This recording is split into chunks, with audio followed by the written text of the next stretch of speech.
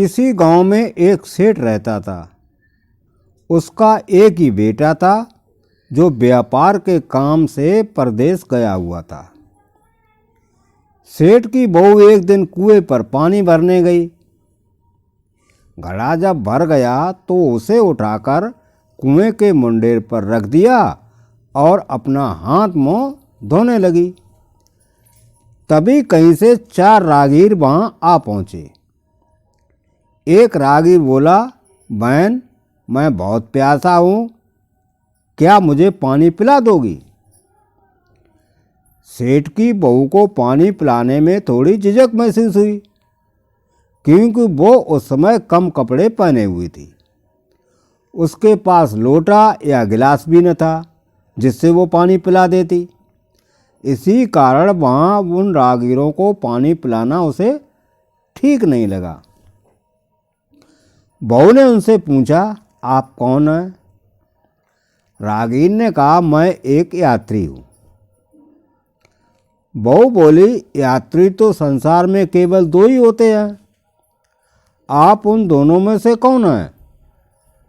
अगर आपने मेरे इस सवाल का सही जवाब दे दिया तो मैं आपको पानी पिला दूंगी, नहीं तो मैं पानी नहीं पिलाऊंगी।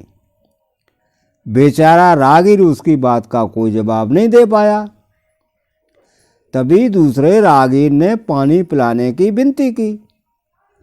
बहू ने दूसरे राहगीर से पूछा, अच्छा तो आप बताइए कि आप कौन हैं? दूसरा राहगीर तुरंत बोल उठा, मैं तो एक गरीब आदमी हूँ।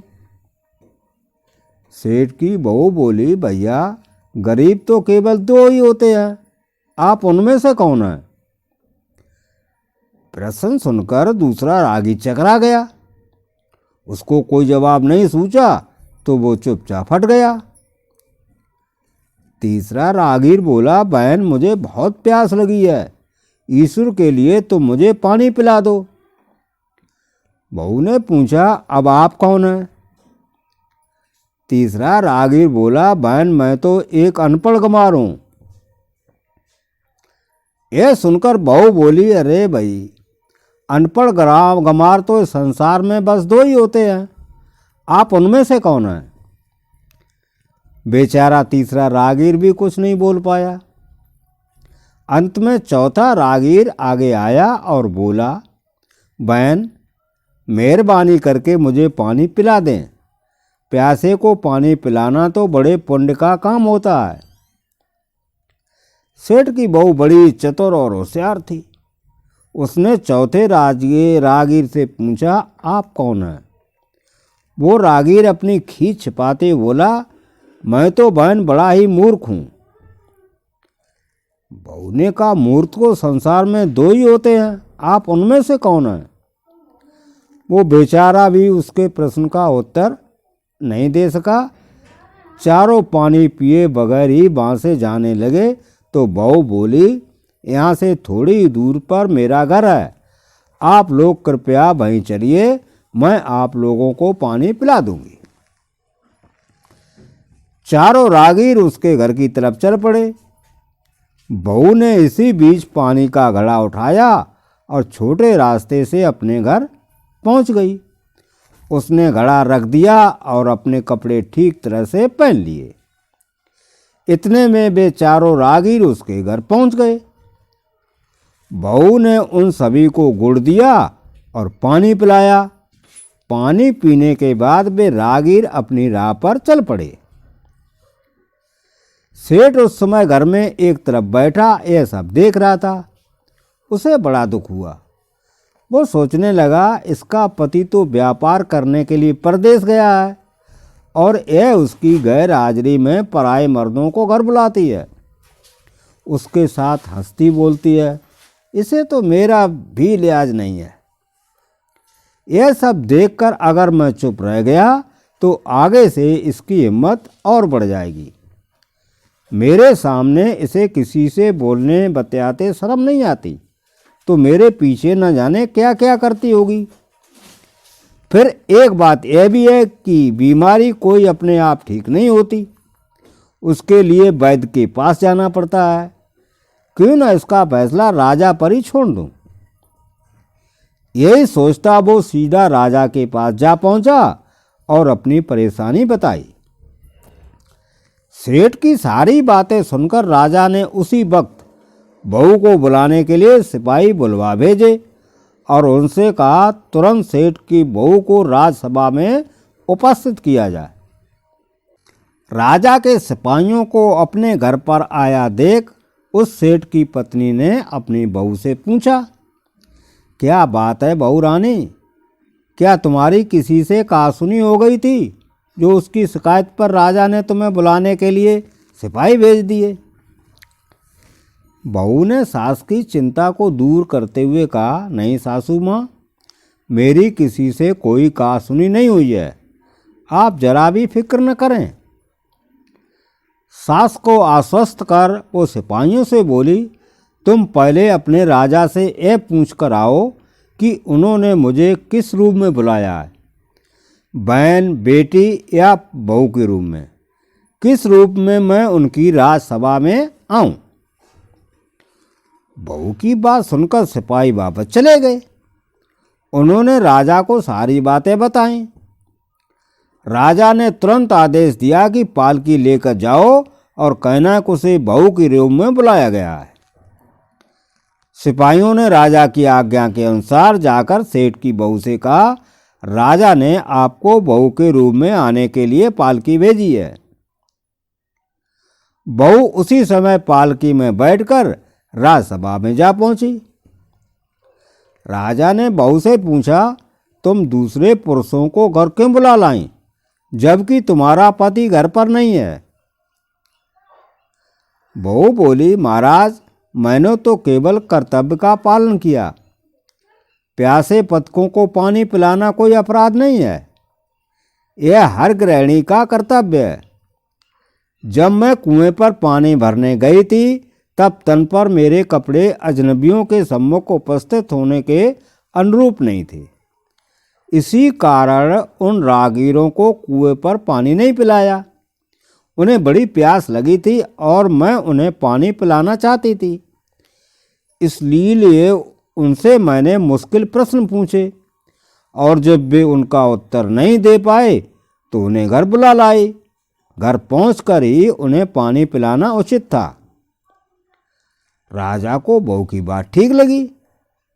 राजा को उन प्रश्नों के बारे में जानने की बड़ी उत्सुकता हुई जो बहू ने चारों राहगीरों से पूछे थे।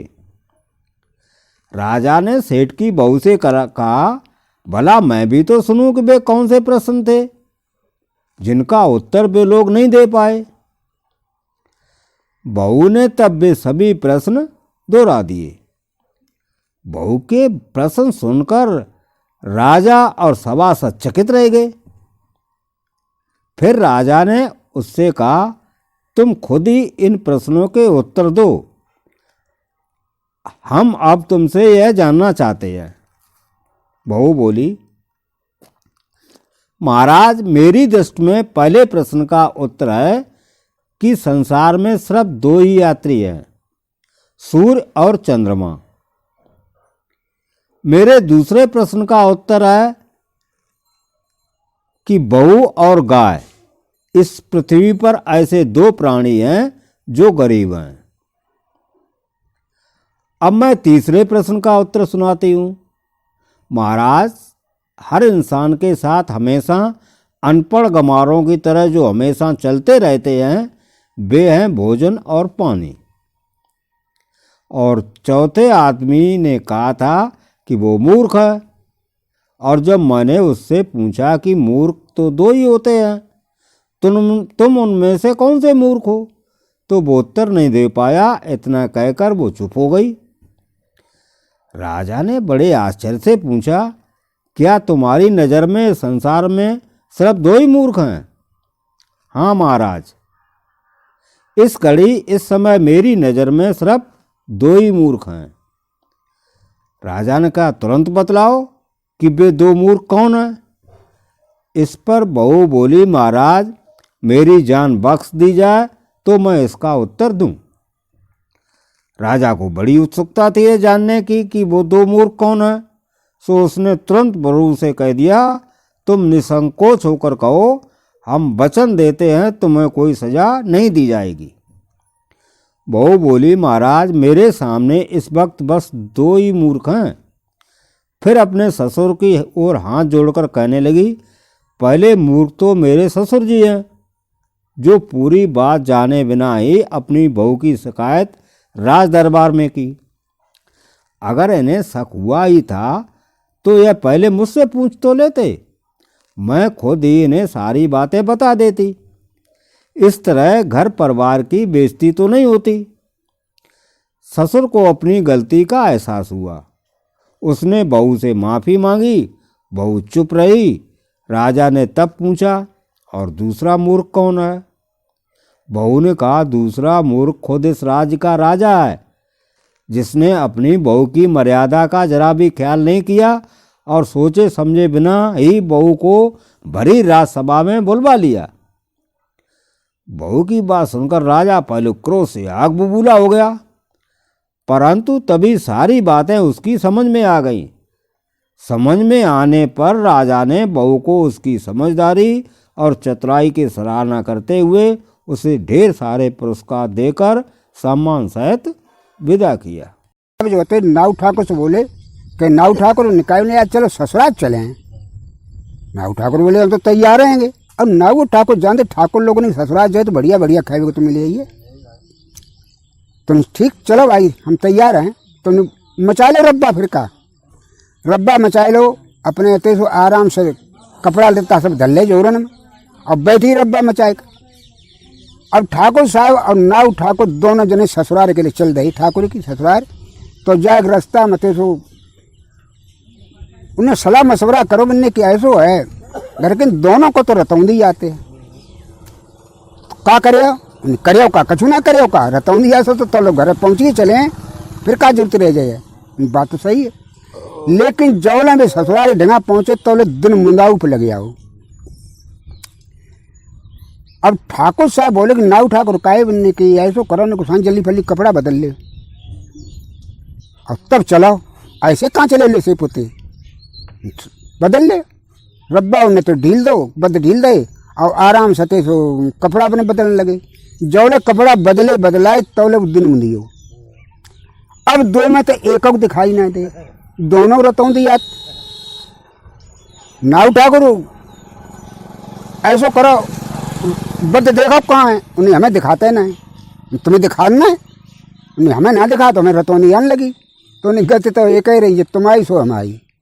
अब क्या करे, दिखाई तो हम ना कछु दे तो ना दिखाई दे। तो नाऊ ठाकुर बोले, ऐसो करो, एक जुगाड़ है कि आराम से जो है धोती खोलो और जोड़ ले और खाओ सिटारो। सारे जब वहीं फंसी गए हैं तो वहीं पकड़ लिए टटोए के, और तो मिलना पे कैसे हूँ। बात तो ऐसी सही है। दोनों ने अपनी धोती खोली और आराम जोड़ ली और जुड़वे के बाद में अब ने एक एक और कोर पकड़ के और चल दे खाओ डा। तो भाई और खाओ डा चारों लिपटे तौले उनके सारे थे खेत देखने के लिए आए थे। उन्हीं खेतों तो दे गए का के निगाह दई से जी जा तो घूमत उन्हें कौन जी जाओ नहीं, हाँ लेला आइए कहा, हाँ आए तो गए है कहे जो कत्त का उन्हें कत्त का 12 बीघा पटिया बता जो ना उठा, हम बता 12 के और ना उठा करो का 6 बीघा ज्यादा कि ना है कल सही बात का। अरे 12 बीघा के पूरी ना उठा कर जीजा सब जाने भाई कहानी निकल आओ। तो नीला आए तो करिए बत पकड़ ले और ने कहे रब्बा नहीं ले। नाऊ ठाकुर बोले, हाँ ठीक का। तो ठाकुर साहब रब्बा नहीं ले, हमें तो पता ना है कि पहली बारी रफ्तार रही ना है और हो सका चकबंदी बदली हो, तुम्हें यहाँ कतब चलियो। भी ले आए रब्बा तो बद पकड़ लाए, बद नहीं लो टटो टटा के रब्बा में 2 जने तो बैठिए।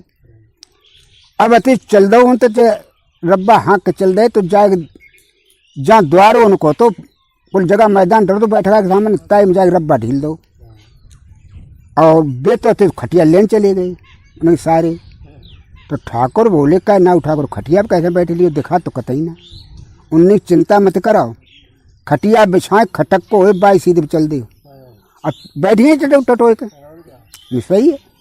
अब बिन कहा बते सो खटिया जो उनके सारे लाए फील्ड में जो खटिया बिछाई अब बाको जो खटक को बहुत 2 जने भड़बड़ा को तरे और सीधे जाके लगे जाएगा पहुंच गए सीधे। अब जाएगा बिन तो जो खटिया पे बैठी है जब बैठिए तो उनके सारे चले गए, खाना ना कहवे के लिए आवे।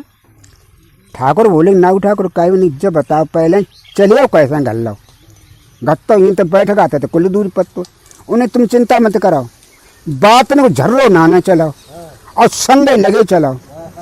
हाँ बात में झर्रो टूटी और पता ना कौन से मोहल्ला में घुसी आओ। बात तो सही है।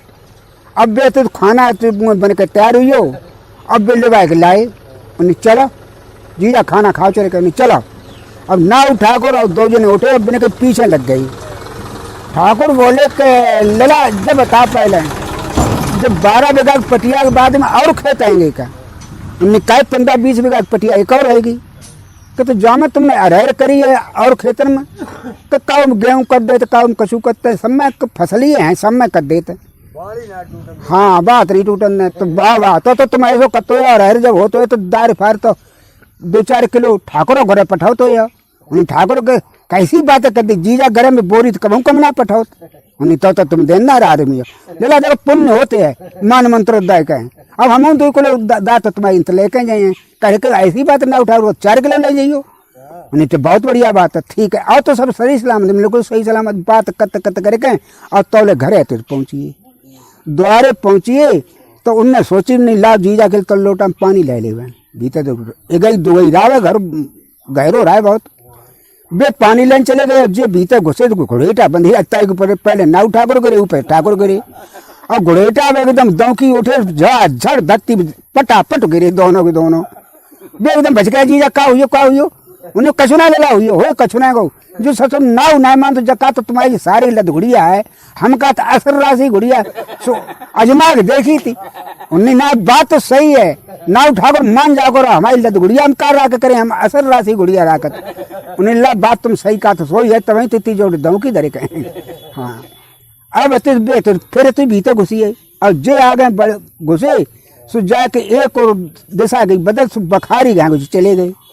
तो बखारी में पहले तो गिरे नाव ठाकुर ऊपर तो ठाकुर लद गिरे जाके भीतर। हाँ जो गिरे तो सोई जो होते एकदम फिर बच के आए कि जीजा अब बखारी में कम 6 हाथ गहरे में बोले उन्हें हाँ लेला। उन्हें सारे एकदम भीतर का कत्ता उन्हें कत्त का जो ससुर नाव ठाकुर ना मानते जका तुम्हारे सारे हम तिर्रा फिर्रा डाटते हैं और हमें मालूम जब फद गेहूँ ससों के अलावा कहूँ बखारी में ना कुछ पत्तो है। उन्हें सोई है नाव ठाकुर तिर्रा फिर्रा हम ना जो भैंसी निकले लग रहा था ये ना जे जब हम सब फद गेहूँ और ससों के अलावा कोई चीज ना मिले है। उन्हें ला तो बात तो सही हमने टटोलो है सोई, लेकिन ऐसा करो अब पकड़ के ऊपर खींच ले तो बखारी में दोनों पकड़ के ऊपर खींचो, आगे पकड़ के उरिया लगी जाके लोटा आते सो दे दोनों लोटा आते सो आराम में धोए धोवाए और हाथ पाँव धोए धोवाए हाथ धोए धोवाए के और सीधे जाके टटा के चौका में तो बिछौना बिछोड़ा तब बैठिए।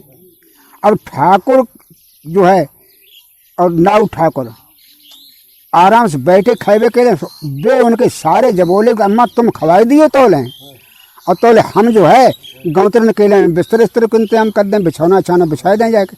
और डुकरिया रहा है बड़ी बूढ़ी सुबह ने खीर पूरी पसी दो जगह पर और एक दो ने नाव ठाकुर का सरकाई दी और एक ठाकुर का सरकाई दी।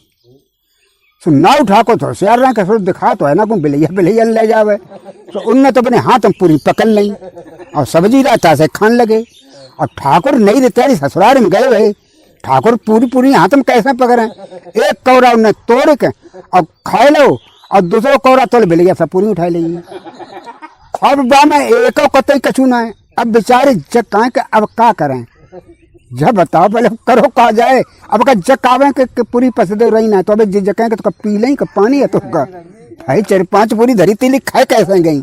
अब सर्व मारे कह कछुना सके चुपचाप बैठे उसे वो डोकरी ने आती निगाह पहुंची बाने लला जना कितनी देर खा चुके सो डोकरी आती सो बड़ी बूढ़ी रात दांत मात रहा ना कचू सब लेकर 4 पूरी पसंद खिलाई बाके मुँह में ततर निकली कैसे चप्प तो ठाकुर ने पटा रहा तो उठाओ अब मूड में दो डुकरिया के साथ पूरी सब खाई नहीं खीरी खाना ही माने जाने के बिलैया आई डुकरिया ने मुंह पर मूड पकड़ो अरे दैया मार ढारो दमादन मालूम पता नहीं कल दिखा तो ना है ने कही नहीं मालूम पता तो अम्मा के लगेगी ऐसे में तो बे तो चुपचाप आते सो उठे और तौले कछुआ के ठंडा आई मैं तो रौंदी कछु कम भाई बताऊँ सो जाके सीधे थे सो लगे जाके बैठका रात भर पड़ी रही जो भुरारी पार हो उन्हें ना उठा को जल्दी फली बहुत बदनामी हुए और तासे ऐसो करो जब रब्बा नहले और निकल चला भाग चलो उनते थे मैं तो रात ही रात उनते धरे पूछे कोई ये धरे चले आए कहानी खत्म। तो